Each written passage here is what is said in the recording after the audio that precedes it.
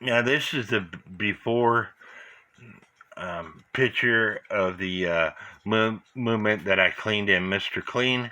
This is the before picture of the movement that I cleaned in the vinegar solution.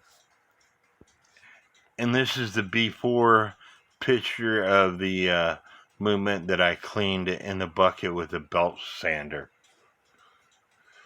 So my personal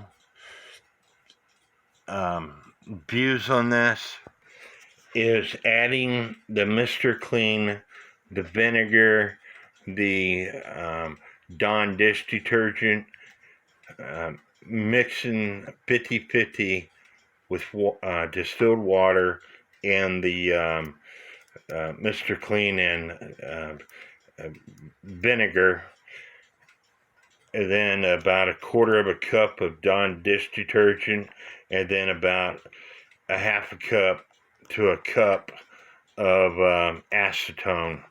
And this is what you're going to get.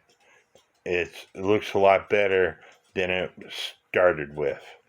I hope this video helps. Please subscribe to my YouTube channel, and God bless.